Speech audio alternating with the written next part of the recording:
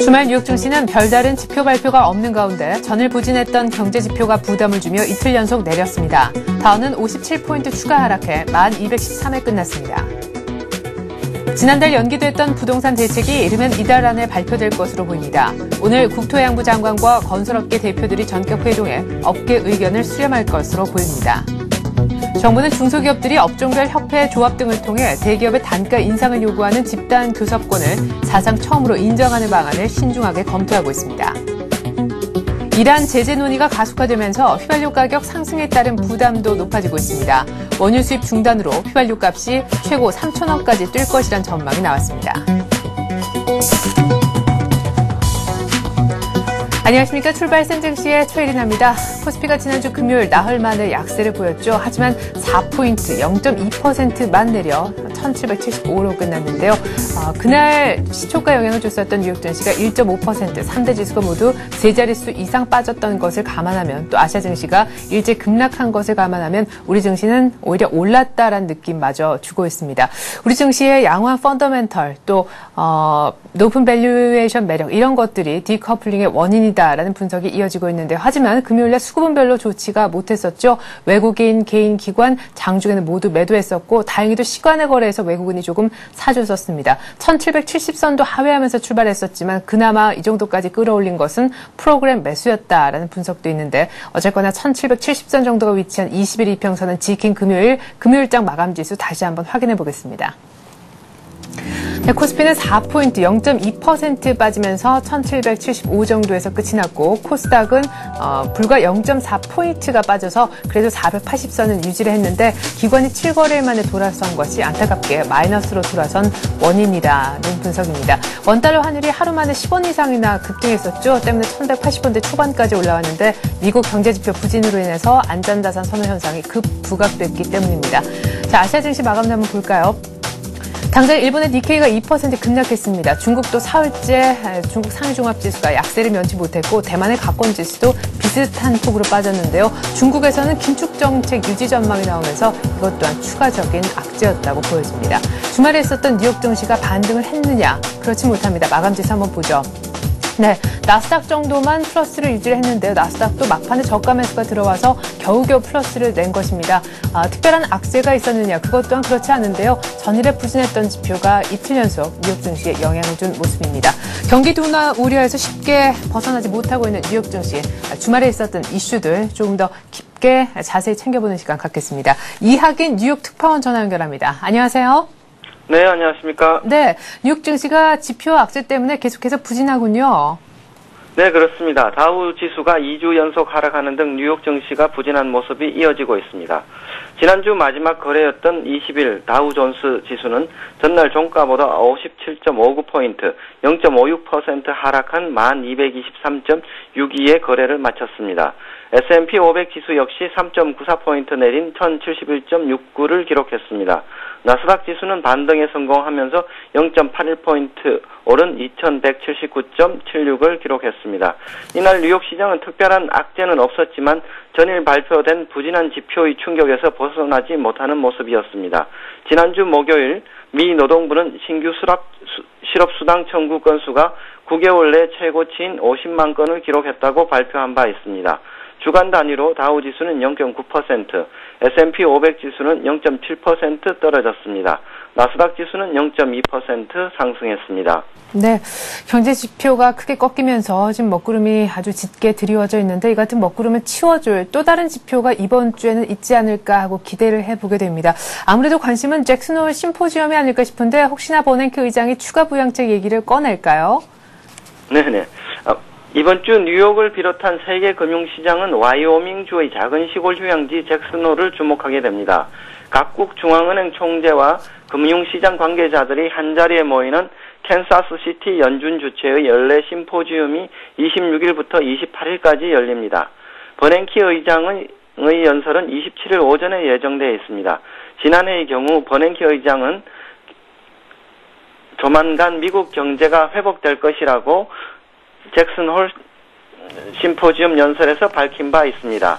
그의 말처럼 미국 경제는 지난 1분기까지 살아나는 듯한 모습을 보였지만 지금은 디플레 우려가 갈수록 커질 정도로 나빠지고 있습니다.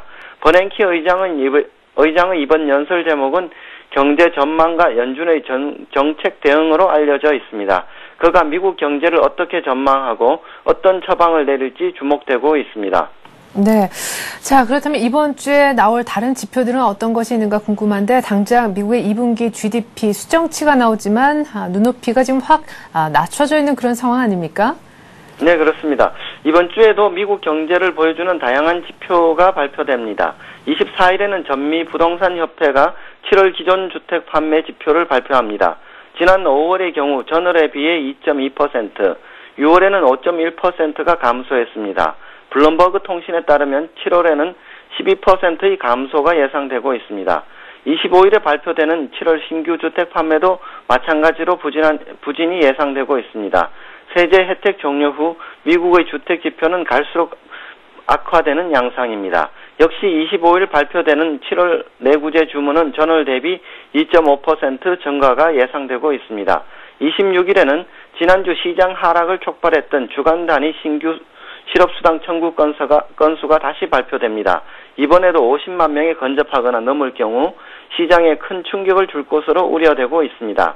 27일에는 미국의 2분기 국내 총생산 수정치가 발표됩니다. 무역수지 적자 규모가 예상 밖으로 커 2.4%이던 예상치가 1.4%로 크게 낮아질 것으로 전망되고 있습니다. 네, 2분기 GDP 수정치가 대폭 하향 조정될 전망이다라는 말씀, 그리고 불안한 고용과 주택 판매 부진도 계속해서 이어지지 않겠느냐라고 예견을 해주셨는데, 그렇다면 좀 기대를 걸 수 있는 부분이 잭슨홀 미팅하고 최근 들어서 좀 부각되고 있는 M&A 재료 정도가 아닐까 싶은데요. 미국에 최근 들어서 인수합병 얘기가 많이 들리잖아요. 간단하게 한번 정리해 볼까요? 네네. M&A가 월가의 주요 화두로 떠오르고 있습니다. 수익 개선으로 기업들의 현금 여력은 늘어난 반면 주가 약세로 인수 대상 기업의 가격은 상대적으로 낮아진 지금이 M&A의 적기라고 할 수 있습니다. 지난주만 하더라도 세계 최대 광산업체인 BHP 빌리턴이 캐나다 비료 업체인 포타시에 대해 438억 달러 규모의 적대적 인수를 선언했습니다.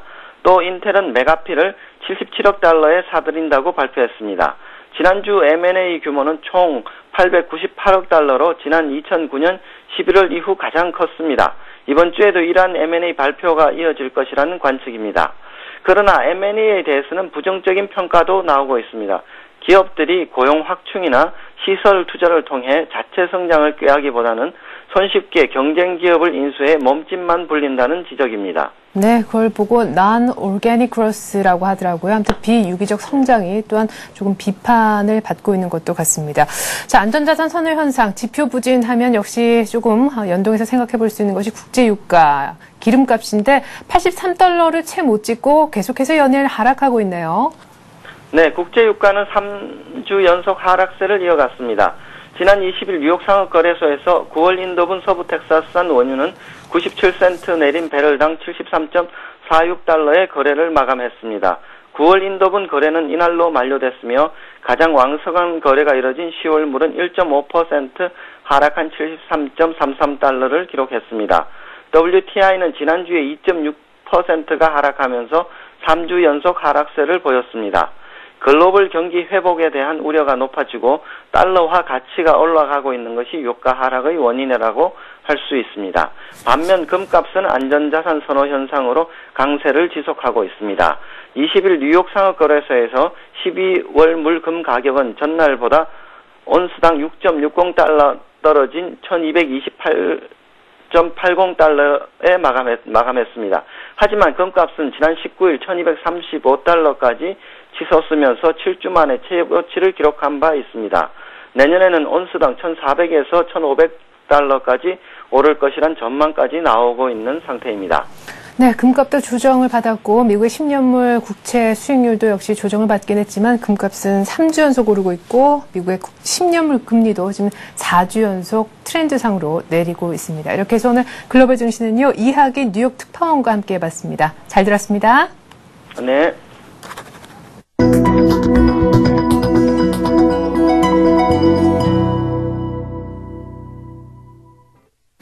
네, 네, 지표 부진 여진이 가시지 않은 가운데 뉴욕 증시는 주말에 또 하락했습니다. 나스닥 정도만 저가 매수를 받아 플러스 마감을 겨우겨우 하고 말았었는데요.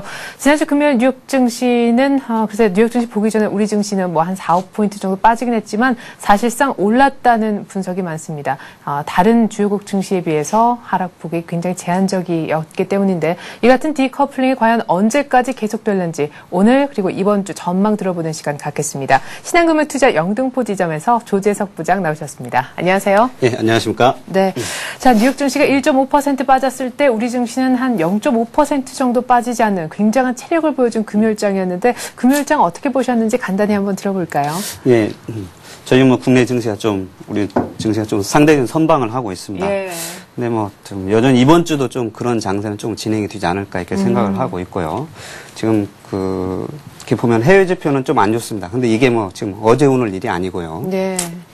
지금 보면 올 한 해 내내 지속이 됐던 얘기고, 뭐 향후에도 올해 연말까지는 뭐 지속이 뒤라고 좀 보여지고 있습니다. 네. 그래서 뭐 해외 지표 부진하게 나오는 거에 대해서는 그렇게 뭐 이렇게 우려감을 좀 가지시고 뭐 무서워서 팔고 이러지면 않으면 좋을 것 같고요. 네. 좀 이번 주도 지금 1770포인트대니까 이제 전 고점 육박해서 뭐 좀 부담감이 있을 수는 있지만은 네.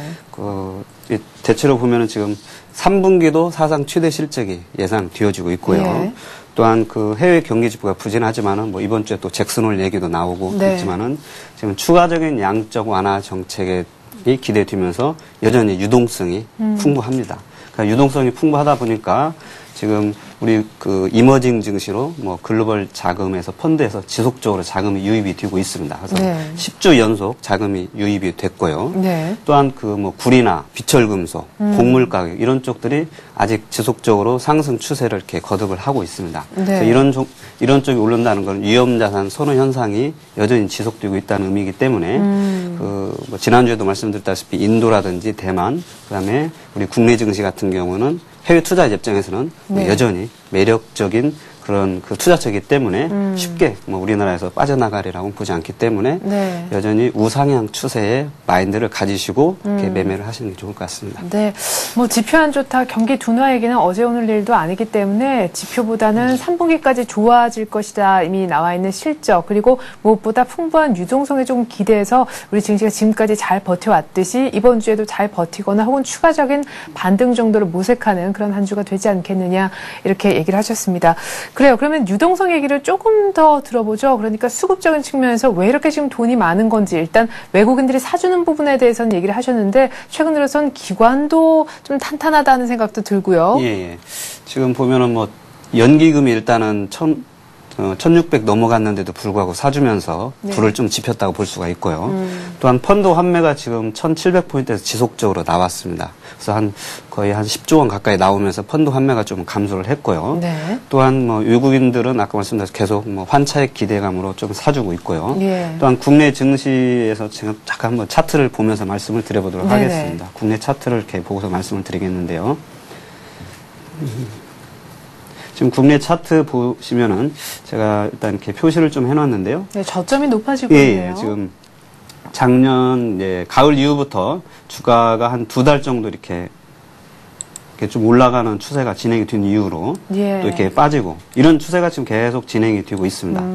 그런데 보면은 제가 원으로 표시는 해놨지만 저점이 이렇게 높아지고 있는 추세입니다. 예. 이렇게 저점이 높아지면서 지금 올 상반기 내내 펀드 환매가 이루어졌습니다. 고점이라고 생각하면 일반 투자자분들이 이렇게 환매를 많이 했었고요. 네. 그러다가 지수가 이렇게 급락을 하면은 또 펀드가 이렇게 유입이 됐습니다. 자금이. 예. 근데 유입이 되면서 지금 지수대가 계속 높아지면서 이 유입되는 지수대도 높아지고 또한 변동성도 많이 이렇게 좀 줄어들고 있습니다. 네네. 지난 5월에 좀 많이 빠졌던 이때는 이 천안함이라는 일시적인 그런 악재가 좀 있었기 때문에 그랬던 거고요. 네. 그래서 이 구간을 빼면은 펀드 환매가 되고서 유입되는 지수대가 높아지기 때문에 네. 뭐 좀 긍정적이라 볼 수 있겠고요. 그래서 네. 지난주에도 1700 초반 가니까 뭐 펀드로 자금이 한 2천억씩 유입이 됐던 거고요. 예. 또한 최근에 뭐 말이 되고 있는 자문형 랩 같은 경우도 네. 펀드가 환매가 돼서 빠져나간 게 아니고 자문형 랩으로 들어오고 있고요. 하기 그렇죠. 때문에 뭐 이제 만약에 1,800이 넘어가면 또 아마 펀드 환매가 좀 많이 나올 겁니다. 예. 나오지만은 그 자금이 지금 어디 갈 데가 없지 않습니까? 네, 그렇죠. 결국에는 이 주식시장으로 또 다시 지수가 빠질 때마다 들어올 네. 거기 때문에 당분간은 지수가 하락을 한다 손 치더라도 방어 역할을 좀 그런 대기성 자금들이 좀 해주리라 보고 있습니다. 네, 그래요. 그렇기 때문에 1720까지 쑥 내려갔다가 지금 다시 1800까지 불과 25포인트 밖에 남지 않은 상황까지 빠르게 올 수 있지 않았나 싶습니다. 여기저기에서 좀 싸다 해서 지금 사주는 세력들이 많아졌기 때문이다 이렇게 보여지는데요. 하지만 여전히 25포인트까지 1800 가기까지 남지 않았다라는 것은 또 빠르게 디커플링 현상을 연일 보여줬다라는 것은 그만큼 좀 증시가 오늘 좀 피로함을 내비치지 않을까 이런 가능성도 제기가 되고 있거든요. 지금 1800이 쉽게 뚫리지 않았던 만큼 다시 1800인데 이것이 또한 뚫린다 한들 그 속도가 빠르지 않을 것이다 이런 예, 전망도 있는데요. 맞습니다. 지금 뭐 해외 증시가 아직 여전히 이렇게 도움을 안 주기 때문에 예. 그 속도는 완만하리라고 보고 있습니다. 대체로 보면은 뭐 한 2달간 그 국내 증시가 쭉 오른 다음에 또 한 달 정도 조정을 받고 네. 또 한 2달 오르고 뭐 한 달 정도 조정을 받고 이런 추세가 진행이 지금 되고 있는데요. 네. 따라서 이번 주 보면은 지난주 한 주 올랐기 때문에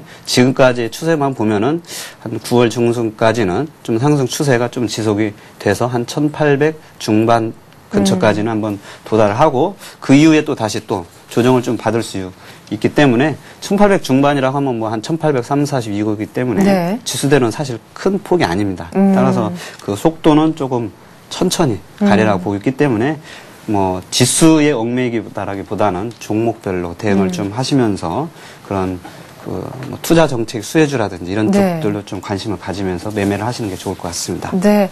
자, 지수보다는 종목을 보죠. 아까 차트를 쭉 보여주셨었습니다. 저점은 높아지고 있지만 고점이 따라 높아지지는 딱히 않은 오히려 저점과 고점이 좀 비스무리하게 좀 수렴하는 그런 차트가 아닌가 싶기도 해서요. 위쪽으로도 많이 열려있지는 않습니다. 자, 그러면 이제 볼 것은 지수보다는 내 종목, 내 포트폴리오 얘기를 좀 해봐야 될 텐데 아마 이 부분이 가장 궁금하시리라 생각이 듭니다. 저는 오늘 화학 쪽 얘기도 좀 여쭤보고 싶은데 일단 가장 궁금해하실 그리고 지난주였죠.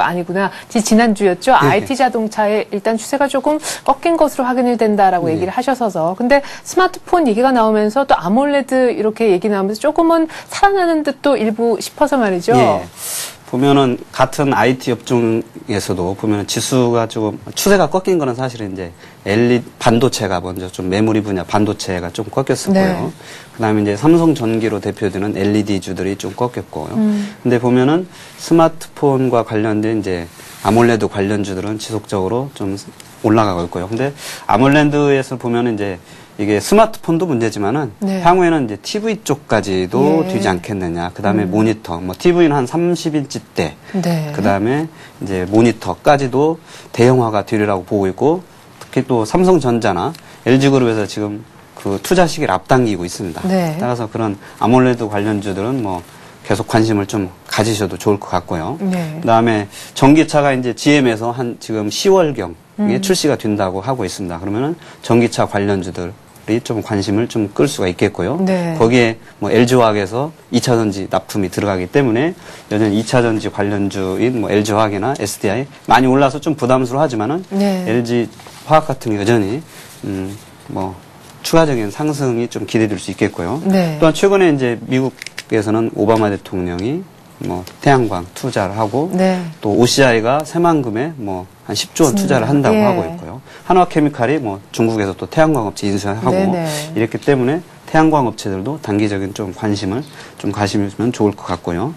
또 이제 요즘 바이오주들이 좀 많이 네, 좀 오르고 맞습니다. 있습니다. 뭐 3차 임상에 근데 들어가는 바이오주들이 사실 굉장히 좀 오래 걸리는데 투자 효수예요. 근데 최근에 보면은 뭐 젠백스라는 회사 같은 경우도 영국에서 그 굉장히 호평을 받으면서 임상 3상 마지막 단계 네. 지금 하고 있고요. 그다음에 메디포스트 같은 경우도 임상 3상 마지막 단계로 지금 환자의 최종적인 그런 이상 테스트를 하고 있고요. 네. 또한 뭐 FC 파마셀 같은 종목들도 그런 임상 3상을 하고 있어서 내년도면 이제 출시가 되리라고 보였기 때문에 그런 종목들도 조금 그 단기적으로는 좀 관심을 가지시면 좋을 것 같고요. 네. 근데 이제 다만 그런 코스닥 개별 종목들은 사실은 한때 이렇게 좀 약간 인기가 있을 수 있기 때문에 네. 그 계속 제가 말씀드렸듯이 60일선이 만약에 이탈을 하고 60일선이 하향 추세로 꺾이면은 네. 그럴 때는 뭐 비중 축소라든지 예. 손절을 꼭 원칙을 지켜주시는 게 좀 중요하다고 말씀드릴 수 있겠습니다. 네.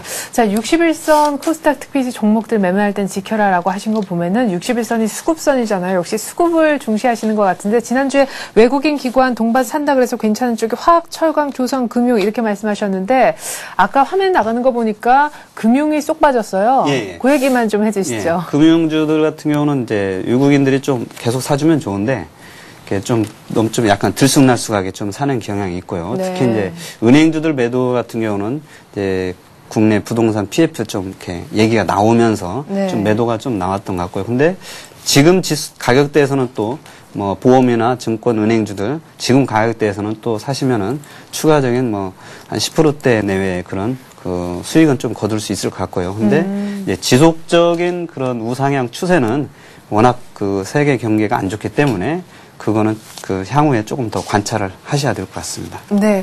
자, 그러면 오늘은 어떤 쪽을 볼지 궁금합니다. 뭐, 화학, 그리고 조선, 철강 얘기를 계속해서 하고 계신데, 지난주에 얘기하셨던 대우조선해양은 조선주, 뭐, 거의 목표가에 도달을 했습니다. 오늘은 때문에 화학이라든가 철강 쪽에서 한 종목 얘기를 들어봤으면 좋겠는데요. 예. 요즘 뭐, 그 시장에서 화두가 되고 있는 그런 화학업종에 대해서 오늘 하나 들고 왔는데요.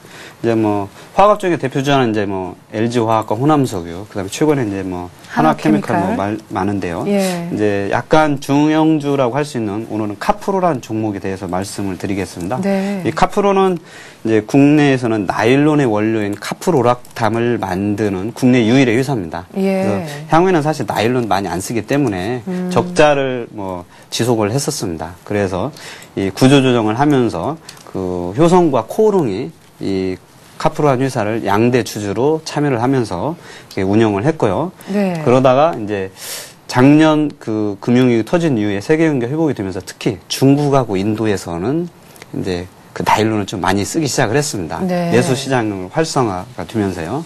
그러면서 이제 실적이 이렇게 많이 좋아졌고요. 특히 일본 업체에서 일본이나 중국 이런 일본 업체에 대해서 이제 나일론이 장사가 안 되다 보니까 설비를 폐쇄를 했었습니다. 근데 갑자기 수요는 늘었는데 이걸 대줄 데가 없다 보니까 이 공급과 수요가 이제 안 맞으면서 이 가격이 카프로락탐 가격이 연초 대비 한 5배 이렇게 올랐습니다. 예. 그래서 5배에서 한 4배에서 5배 오른 상태에서 지금 지속이 되고 있고요. 네. 뭐 지금 중국이 이제 설비 증설을 했지만은 증설을 한다고 해서 그게 뚝딱 만들어지는 게 아니기 때문에 여전히 카프로가 지금 작년에 한 200억 정도, 220억 정도의 영업이익이 났었는데요. 네. 올해 1, 4분기에 210억 났고요. 그다음에 이번 2, 4분기 실적 발표했는데 366억이 났습니다. 그래서 네. 올해는 한 작년에 한 5배 정도 영업이익을 거두면서 뭐 굉장히 실적이 좋아지고 있고요. 네. 그다음에 이제 문제는 향후가 더 중요한데요. 예. 향후도 아까 말씀드렸다시피 설비가 아직 증설이 안 됐기 때문에 한 2년간 정도는 여전히 무난한 그런 안정적인 실적을 거두리라 보고 있습니다. 뭐 차트로 보고서 이렇게 매수를 한번 시점을 보여드리겠는데요. 네. 지금 차트 보시면은 일단 왼쪽에 보시면 제가 네모나게 표시를 해놨는데요. 네. 이때도 보면 지수가 가격이 한 8,000원대에서 이렇게 11,000원대로 급상승을 하니까 거의 한 3개월 가까이 박스권 횡보를 했었습니다. 네. 그러다가 또 한 단계 레벨업을 하면서 이번에는 15,000원대 이렇게 올라왔습니다. 근데 15,000원대 올라오니까 또 지금 2달 반째 이렇게요. 박스권을 거듭을 하고 있습니다. 네. 따라서 이제 조만간에는 이 박스권을 그 5월, 6월 이때처럼 박스권을 이탈을 하지 않을까 이렇게 보고 있고요. 네, 산술적으로 또 3,000원 정도 뛰겠네요. 예, 맞습니다. 목표가를 뭐 바로 말씀을 해주셨고요. 네. 지금 보면은 그 외국인들은 한 2달째 지금 이 7월, 8월 사이에서요. 한 40만 주 정도 매수를 했고요. 국내 기관은 이제 매수와 매도를 좀 반복을 하는데 지난주 일주일 내내 좀 매수를 해서 이렇게 양복을 좀 그려졌습니다. 그래서 매수가는 한 오늘 15,400원인데 한 15,200원 정도, 네. 2,300원 이 정도 사이에서 매수를 하시면 좋을 것 같고요. 뭐 손절을 만약 하신다면은 이 박스권 하단인 이 14,000원 정도를 손절가로 하시고 목표가는 뭐 한 단계 레벨업 했던 단가인 한 3,000원 정도를 높인 18,000원으로 목표가를 두겠습니다. 네, 이렇게 해서 화학 쪽에 카프로 얘기해 주셨습니다. 신한금융투자 영등포지점 조재석 부장이었습니다. 말씀 고맙습니다. 예, 감사합니다.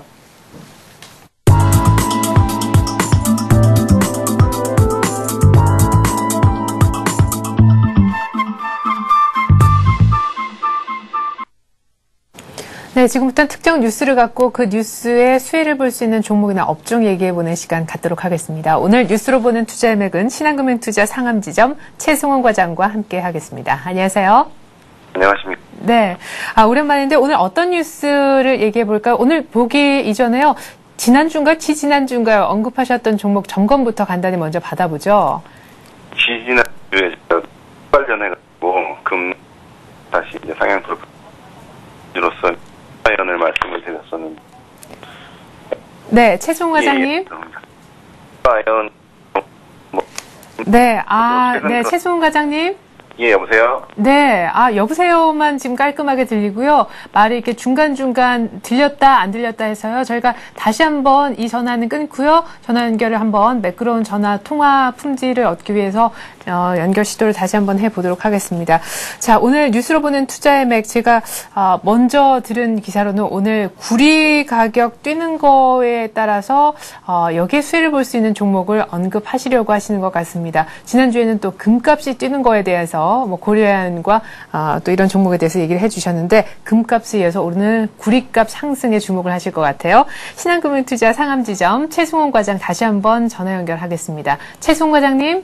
예, 여보세요? 네, 이번엔 예, 잘 들리네요. 네, 점검 예. 다시 한번 부탁드릴게요. 예, 지난주에 금 관련해서 고려아연을 말씀을 드렸는데요. 고려아연 같은 경우는 뭐 금 관련해서 올해 같은 경우 실적 모멘텀도 여전히 살아있기 때문에 지금 주가는 큰 변동이 없었습니다. 지금 이번 달 들어서 25만 원대에서 계속 횡보를 하고 있는데 지속적으로 네. 관심을 가져도 괜찮을 거로 생각이 됩니다.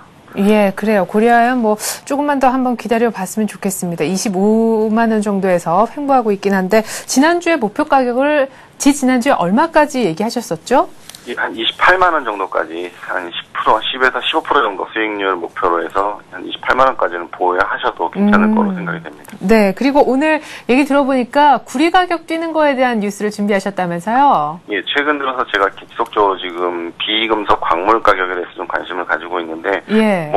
자원 전쟁이라고 불릴 만큼 중국을 비롯해서 대부분의 국가들이 지금 자원에 지금 굉장히 많이 몰두를 하고 있습니다. 그럼 네. 최근 들어서 또 가격 상승폭이 컸던 종목이 구리 관련주였는데요. 구리 관련해서는 6월에서 지금 현재 8월 말 한 2달 정도의 가격도 한 30%가량 일단 상승을 해 있는 상태고, 네. 채굴량 자체도 감소가 되면서 수급 측면에서도 구리 가격은 중과적으로 좀 상승이 예상이 돼서 관련 종목으로 일단은 고려아연도 있고 풍산, 대창, 서원, 이구 산업을 좀 들 수 있을 것으로 생각이 됩니다. 네, 그 중에서 우리가 알고 있는 종목도 굉장히 많이 눈에 띄는데 일단 고려아연은 저희가 지난주에 한번 봤잖아요. 예. 네. 그래서 일단 풍산을 말씀을 드리겠는데요. 예. 풍산 같은 경우는 매출의 75% 이상을 구리 관련 제품을 좀 생산하고 있기 때문에 구리값의 강세가 나타나면 가장 큰 수혜를 입는 좀 대형주로 보시면 될 것 같고요.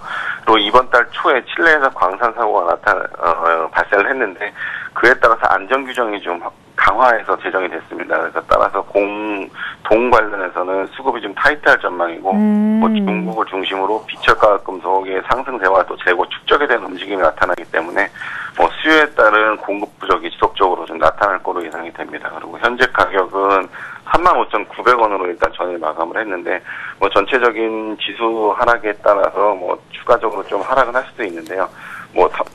전일 가격 35,900원 인근 그리고 그 밑에서는 지금 매수를 하셔도 크게 무리가 없으신 가격이라고 생각이 되고 지금 신고가를 치고 가는 종목이기 때문에 네. 고점은 한 42,000원까지 최근 나오는 목표 주가를 감안을 했을 때 42,000원이 한 20% 정도 상승 수익률을 생각을 하시면 될 것 같습니다. 네. 자, 풍산이라는 종목 한번 봤는데 대창, 서원, 이구 산업 중에서 어떤 종목 볼까요? 예, 일단 대창, 서원, 이구 산업 세 종목 다 1,000원대의 코스닥 종목이라고 보시면 되는 예. 1,000원대의 저가 종목인데 대창과 서원 같은 경우는 아직은 좀 적자 기업입니다. 그래서 따라서 이구 산업을 좀 말씀을 드리겠는데 네. 풍산에 이어서 국내 동판 2위 업체입니다. 그래서 풍산과 이구 산업이 동판 관련해서 시장을 양분을 하고 있는데 역시 동가격 상승 수혜가 예상이 되고요. 또 보유하고 있는 전기동 가격이 상승을 했기 때문에 자산 가치 대비해서 일단 재고 자산 가치가 좀 많이 상승을 했습니다. 그래서 PBR도 0.5배 수준이고 풍산 같은 경우도 0.9배 수준으로 둘 다 PBR 자산 가치 대비해서 좀 저평가 매력이 있다고 보시면 될 것 같습니다. 그리고 현재 가격 1,765원으로 마감을 했는데 1,765원 밑에서는 충분히 매수하셔도 될 것 같고요. 목표가는 아무래도 지금 최근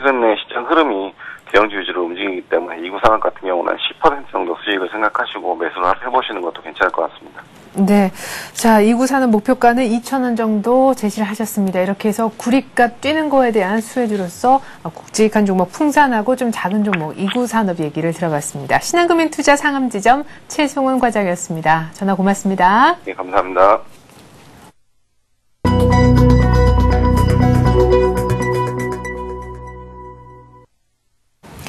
네, 8월 23일 월요일 우리 장 이제 막 개장이 됐습니다. 뉴욕 증시가 주말에 또 하락을 했었죠. 하락폭이 크진 않았지만 역시 그 전일에 부진했던 지표의 악재가 이어지는 듯한 그런 모습이었습니다. 하지만 그런 분위기는 이미 우리가 금요일장에서 극복한 바 있었다고 보여지는데요.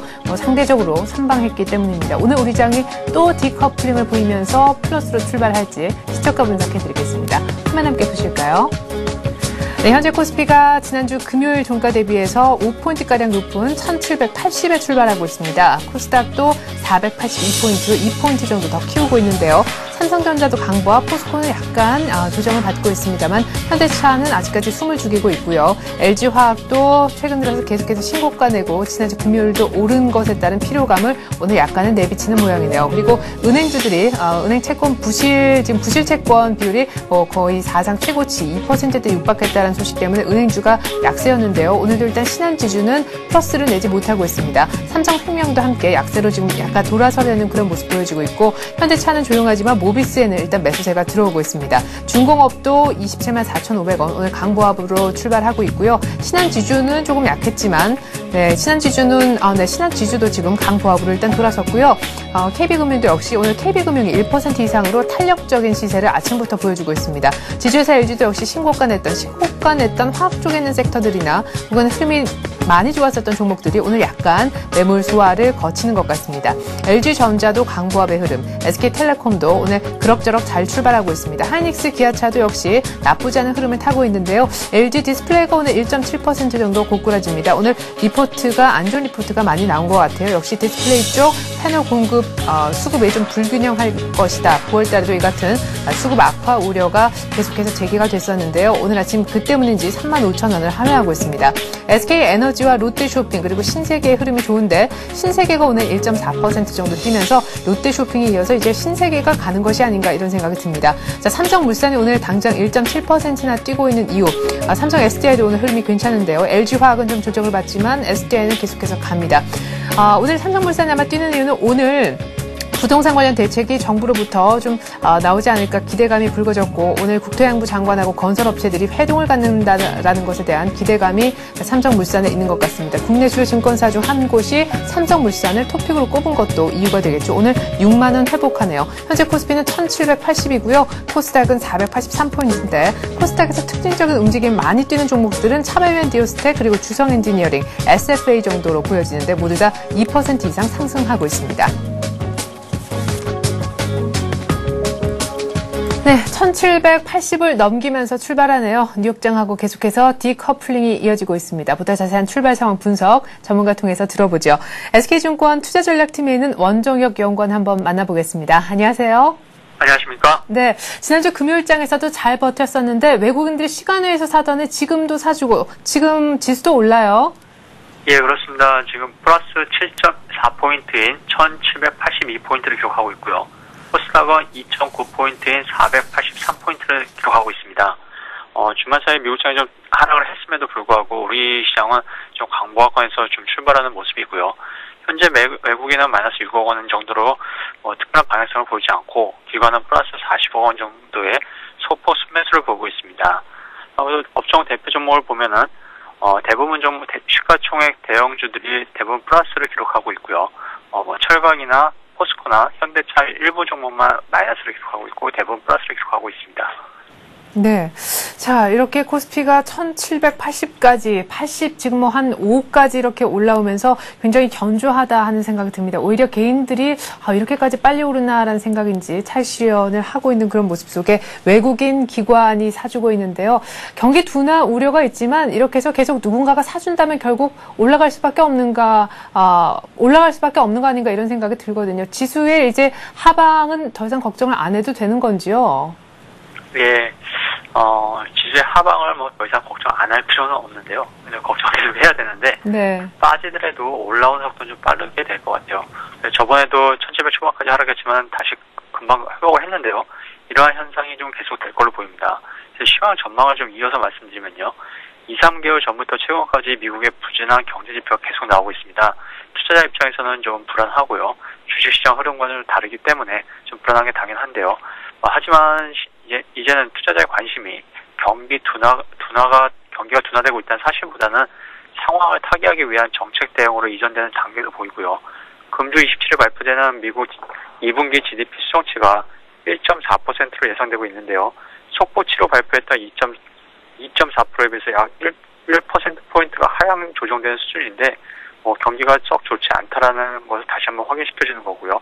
하지만 시장의 반응은 부진한 2분기 GDP 수정치에 실망하기보다는 11월 중간선거 이전에 나올지 모르는 경기 부양책에 대해 기대가 있을 걸로 보이고요. 같은 날 또 열리는 잭슨홀 금융 포럼에서도 각국 금융정책 당국자들이 연설에서 부양적 통화 정책에 힌트를 좀 주지 않을까라는 기대가 좀 있을 것으로 보입니다. 그래서 경기 둔화가 눈으로 확인되는 국면이기 때문에 치고 올라가기는 좀 힘이 약하지만요. 최소한 풍부한 유동성과 정책 기대감이 주가를 고공권에 안착시킬 것으로 예상하고 있습니다. 네. 경기 둔화보다는 어떤 경기 부양책에 대한 그런 시그널을 조금 더 크게 반영해 본다면은 그렇게 또 안 좋게만 볼 일은 아니다. 이렇게 얘기를 하셨습니다. 자, 그러면 일단 어떤 쪽으로 접근을 해보면 좋을지 접근 이제 방향을 좀 잡아봤으면 좋겠습니다. 화학주가 계속해서 연일 고공행진을 펼치고 있는 가운데 오늘은 또 건설주도 좀 움직이는 것 같고 장 아침이긴 하지만 IT하고 자동차는 역시 외국인 기관으로부터 모두 다 외면을 받네요. 네, 그렇습니다. 우리나라 대부분의 업종이 경기 관련 업종인데요. 네. 경기 모멘텀이 둔화되는 시기에 계속 치고 나가기는 상당히 부담스러운 국면이라고 생각이 되고요. IT하고 자동차가 좀 부진하지만 이 업종이 경기의 속도와 가장 정확하게 좀 맞는다라고 생각이 되고 있습니다. 그래서 일부 종목을 좀 투자하기에는 기회 틈새 시장을 노려야 될 것으로 보이는데요. 앞에서도 말씀드렸듯이 경기가 둔화되는 국면이기 때문에 어느 주도 업종을 찾기는 좀 힘든 국면이고요. 그래서 그래도 관심 가는 특징을 좀 뽑자면은, 못 갔던 종목이나 선조정을 받은 종목들에서 좀 단기 트레이딩 기회가 있지 않을까 생각이 됩니다. 경기 속도가 좀 둔화되더라도 경기가 훼손되는 건 아니기 때문에 일정 부분 하락했거나 기간 조정을 고쳤다면 다시 한번 부각될 수 있고요. 대표적인 종목은 건설이나, 오늘 좀 많이 오르고 있는데요. 네. 건설이나 금융, 증권주가 좀 더 투자 기회가 좀 있지 않을까 생각이 되고요. 자동차 같은 경우의 종목도 좀 더 관심 있게 봐야 되지 않을까 생각이 되고 있습니다. 시장에서 각광받고 있는 화학주는 좀 긍정적으로 대응하되 좀 리스크 관리 측면에서 녹림목을 기다렸다가 좀 들어가는 것이 유리해 보이고요. 또 작은 종목 중에서는 경기에 좀 무관하게 움직이는 게임주들에 대해서는 좀 관심을 가질 필요가 있다고 생각이 됩니다. 네. 게임주는 왜입니까? 중국 쪽이라든가 신장 모멘텀 때문에 내수주 측면에서 지금 주목하자는 말씀이신가요? 예, 게임주가 실질적으로 내수 대표주로 뽑고 있는데요. 네. 실질적으로 성장 동력은 해외에서 찾고 있기 때문에 꼭 내수나 해외라는 구분보다는 게임주 특성상 경기와는 조금 무관하게 움직이고요.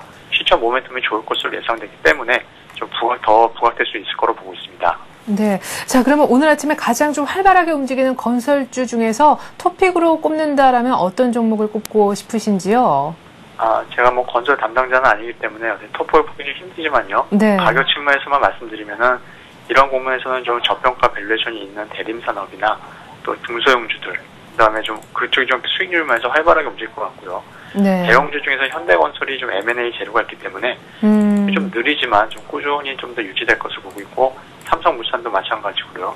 삼성그룹의 좀 지배구조와 관련이 있기 때문에 꾸준히 유지될 것으로 보고 있습니다. 네, 대형주 중에서는 현대건설, 삼성물산, 그리고 지금 반등이 가장 좀 탄력적일 것이다 생각되는 대림산업 꼽아주셨고, 일부 중소형 건설사들도 반등 노리고 한번 들어가 볼 수 있는 자리다 얘기하셨습니다. SK증권 원정혁 연구원이었습니다. 전략까지 잘 들었습니다. 네, 감사합니다. 네, 계속해서 채권시장과 외환시장의 출발도 한번 알아보겠습니다. 삼성선물로 가서요, 배신혁 연구원 한번 만나보죠. 안녕하세요. 네, 안녕하십니까. 네, 10원 이상이나 금요일장에서 서울 외환에서 많이 뛰었었는데 원달러 환율, 하지만 역시 급등에 따른 부담이 좀 있는가 봐요. 오늘 소폭 내리면서 출발한다면서요?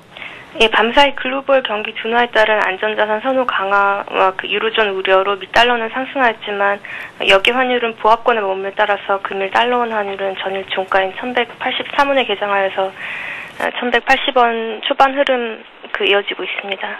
네, 그래 1180원 지금 막 깨질 수도 있겠다 싶을 정도로 일단은 급등에 따른 그런 부담을 조금 느끼는 그런 모습인데 1190원, 1200원도 어렵지만 1170원 쪽도 역시 어렵지 않았나 싶거든요. 역시 오늘이나 이번 주 역시 뭐 길게는 1170원과 1200원 사이 막스권이 아닐까 싶은데 외환시장 전망도 좀 해주십시오.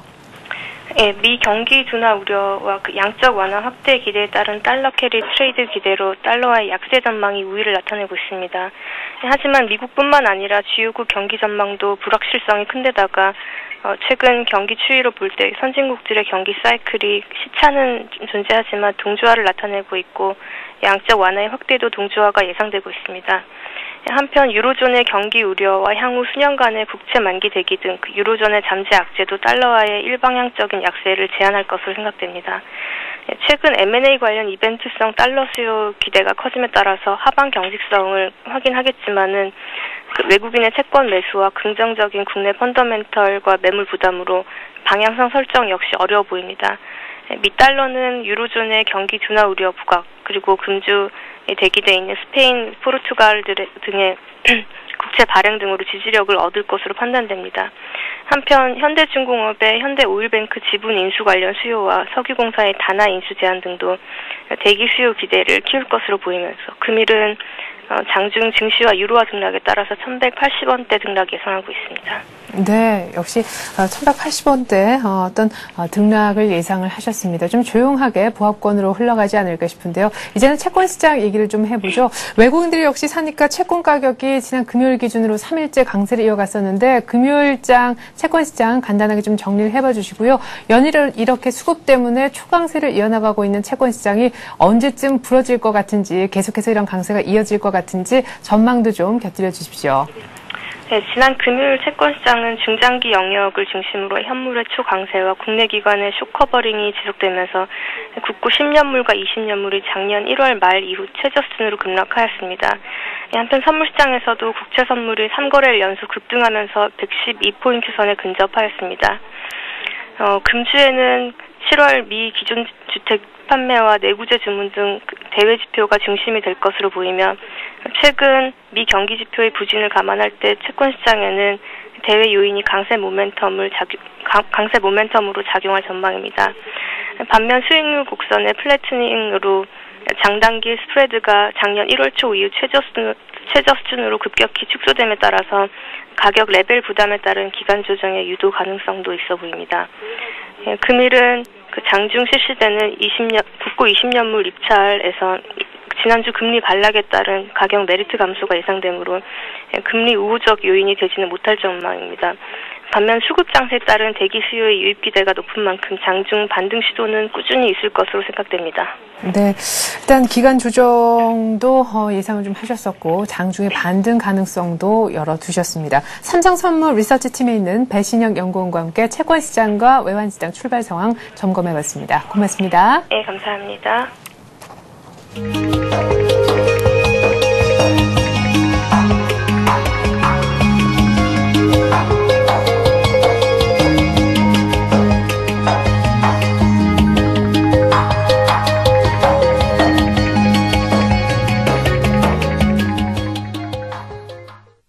네, 뉴욕장이 주말에 또 내렸다는 소식을 들었지만 우리 장은 여전히 견조함을 넘어서 오늘은 역시 플러스를 초반부터 내고 있습니다. 이러다가 1790 가는 거 아닌가 오늘 장중에 그런 기대까지 해보게 되는데요. 이런 월요일장 분위기 어떤 전략으로 대처를 하면 좋을지 지금부터는 오늘의 전략을 세워보도록 하겠습니다. KTB 투자증권의 박석현 연구원 불러보겠습니다. 안녕하세요, 연구원님. 예, 안녕하십니까? 네, 오늘은 외국인도 사고 특히 기관이 좀 강하게 사는 데다가 프로그램까지 들어오면서 1785포인트까지 지금 기록을 하고 있는데 1790까지도 기대를 해보게 됩니다. 일단 오늘 장 어떻게 보시는지 지수적인 측면에서 전망부터 해주시겠어요? 예, 오늘 코스피는 한 5포인트 정도 상승 출발을 해서 두 자릿수까지 상승폭을 좀 확대하는 모습을 보였고요. 지금은 상승 탄력이 약간 둔화되고 있는 흐름을 보이고 있습니다.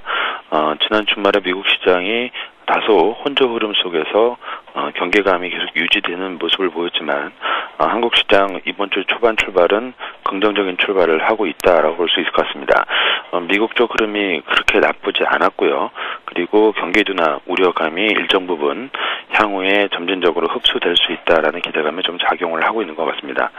수급적인 측면에서는 말씀해 주셨듯이 외국인과 국내 기관의 동반 순매수가 기록이 되면서 비교적 수급적인 긍정성이 유지되고 있다라고 볼 수 있을 것 같고요.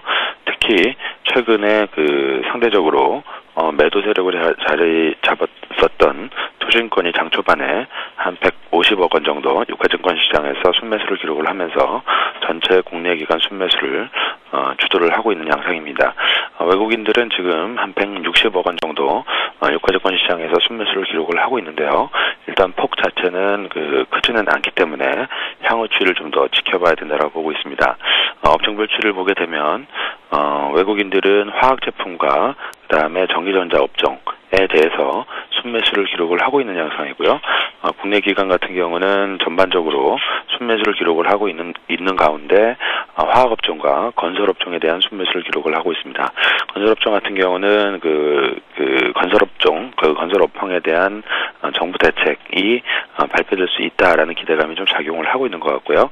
화학 같은 경우는 국내 기관하고 외국인의 동반 순매수가 기록이 되면서 최근에 화학주의 주도주로서의 어떤 기대감이 계속 유지가 되고 있다라고 생각을 할 수 있을 것 같고요. 다만 국내 기관 투신권 흐름은 전기전자 업종에 대해서는 순매도를 기록을 하면서 최근에 계속 제기되고 있는 이익 둔화 우려감에 대한 경계 심리는 IT주에 대해서 계속 유지가 되고 있는 흐름으로 볼 수 있을 것 같습니다. 네.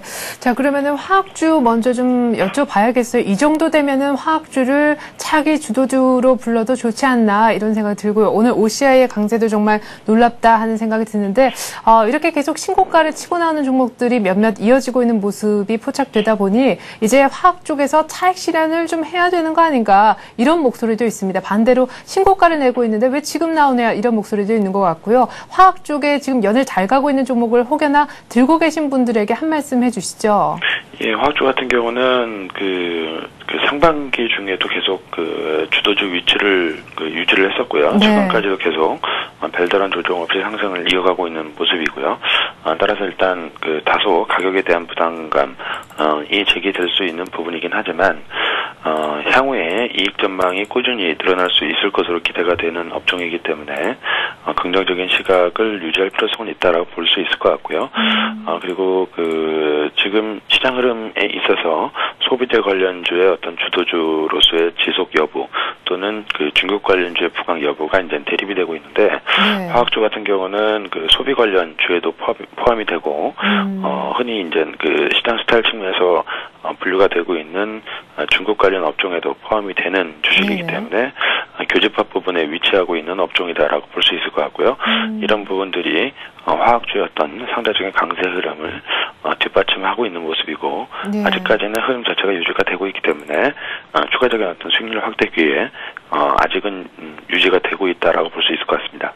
네, 그래요. 요리 보고 조리 봐도 화학주는 아무래도 더 갈 것 같다. 지금까지 견주했듯이 이런 얘기셨는데요. 그러면 오늘 급등하고 있는 건설주 얘기를 좀 해보죠. 앞서서 제가 굳이 여쭤봐서 이렇게 최우선주도 꼽아봐 달라고 주문도 했었는데 건설주가 지난번에도 이렇게 뭔가 발표가 나오겠거니 했었는데 실망 매물 때문에 또 주춤했었다가 그런 적이 있었잖아요. 이번에는 확실히 대책이 나오면 정말 쭉 꾸준하게 좀 갈 수 있는 겁니까? 일단 건설주 상승 배경은 처음에 말씀드렸듯이 정부 측면에서 어떤 부동산 대책이 나올 수 있다라는 기대감을 안고 출발을 하고 있는 모습이고요. 네. 다만 예상이 되고 있는 부동산 관련 대책 이 일정 부분 정부 부처 간의 합의가 완전히 다 이루어진 건지 그런 부분들은 아직 좀 불확실한 부분이기 때문에 최종 대책이 발표되고 그 대책 수위에 대한 어떤 부동산 시장의 어떤 반응 이런 부분들을 좀 종합적으로 좀 살펴봐야 될 것 같고요. 따라서 일단은 기대감 측면에서 출발을 하는 거기 때문에 추가적인 어떤 정부 정책의 어떤 구체화 과정 이런 부분들을 좀 확인할 필요성이 있지 않나 보고 있습니다. 네. 자, 그러면은 기관이 계속해서 경계감을 내비치고 있는 IT주에 대해서는 어떤 의견이신지 좀 여쭙고 싶습니다. LCD 같은 반도체 쪽은 좀 안 좋지만 최근 들어서 스마트폰 관련해서 아몰레드주들은 일단 이 부분은 또 괜찮다라고 따로 떼서 보는 시각도 있던데요. 일단 그 IT주 같은 경우는 전반적인 그 업황 실적에 대한 우려감이 계속 제기가 되고 있고요. 이런 부분들이 완화되는 기미는 아직까지는 나타나고 있지는 않습니다. 제품 가격이나 어떤 그 부품 가격 측면에서 어떤 그 마진 압박 이런 부분들이 계속 얘기가 되고 있고요. 세터 업체들, 그러니까 완성품 업체들의 어떤 향후 이익이 줄어들 수 있다라는 우려감은 부품 공급 업체들에 대한 그 이익 부분에 있어서의 어떤 압박 부분으로 작용을 할 수 있기 때문에 전반적으로는 다 다소 좀 부진한 흐름을 보이고 있다라고 볼 수 있을 것 같고요. 따라서 업황 그 전망이나 이익 성장에 대한 어떤 우려감 이런 부분들이 해소되는 과정이 좀 필요하다라고 보고 있고요. 단기적으로는 수급적인 부분이 일단 그 개선이 될 필요성이 가장 좀 그 우선적으로 확인돼야 될 부분이라고 좀 생각이 되는데요. 최근 외국인들 같은 경우는 그 IT주에 대해서 순매수를 기록을 하고 있는 점은 긍정적이지만 아직까지는 그 투신권을 중심으로 국내 기관이 매도하고 있는 부분에 대해서는 그 경계감이 계속 유지가 되고 있다, 지속이 되고 있다라고 봐야 될 것 같고요. 수급적인 측면에서 이런 부분들, 특히 이제 국내 기관 쪽에 그 IT주 매도 이 부분이 먼저 해소될 필요성이 있지 않나라고 생각이 될 수 있고 이익 전망 개선에 앞서서 수급적인 부분 개선이 일단 확인이 될 수 있어야 긍정적인 접근이 가능하지 않을까 예상을 할 수 있을 것 같습니다. 네. 자, 그럼 요약을 좀 끝으로 부탁드리겠습니다. IT는 일단 수급이 먼저 해결이 좀 돼야 그때쯤 접근이 가능하겠다라는 얘기셨고요. 앞서서 얘기하신 걸로 봤을 때는 화학을 가장 좀 유망하게 보신 것도 같은데 나머지 거론 안 된 섹터들에 대해서는 어떤 식으로 대처를 하면 좋을지 간략하게 마무리를 좀 지어주시죠. 예, 그 말씀드린 대로 일단 그 시장에 지금 가장 큰 관심을 받고 있는 섹터는 아무래도 좀 화학 업종이 되지 않을까 예상을 하고 있고요. 그리고 이제 건설주 같은 경우는 정책과 관련해서 단기적으로 부각이 되고 있는 부분이기 때문에 향후 어떤 정책의 어떤 구체화 과정들을 좀 확인할 필요성은 있다라고 보고 있고요. IT 같은 경우는 그 말씀드린 부분, 즉 그 이익 전망에 대한 부정적인 부분, 그리고 그 수급적인 측면에서 어떤 개선 필요성 이런 부분들을 좀 확인하는 가운데 관심 있게 볼 부분은 IT 업종의 상대적인 밸류에이션 매력이 상당 부분 낮은 수준까지 좀 떨어진 상황이고요. 이런 부분들은 단기적인 어떤 주가 반등 가능성을 뒷받침하는 요인으로 작용을 하고 있기 때문에 상대적으로 먼저 떨어졌던 IT주의 반등세의 어떤 연속성은 조금 더 이어질 가능성은 있다라고 보고 있습니다. 흐름 자체는 일단 지수가 1800포인트에 다가서고 있는 상황이고요. 이런 상황 속에서 그 경기 민감 업종 내에서의 순환매 구도가 나타날 가능성이 있기 때문에 그런 관점으로 시장을 접근해보는 필요성이 좀 있지 않을까 예상이 되고 있습니다. 예, 좀 재밌는 말씀해 주셨었네요. 경기 민감주 내에서 지수가 갇혀있을 때 또한 좀 부진한 아이들끼리 어떤 리그 속에서 순환매가 한 바퀴 정도 더 돌지 않겠느냐. 그중에서도 이미 먼저 선조정을 받아서 낙폭이 좀 깊은 일부 IT주들도 아마 TO를 그런 스탠바이가 좀 돼 있는 것 같다. 이런 얘기셨습니다.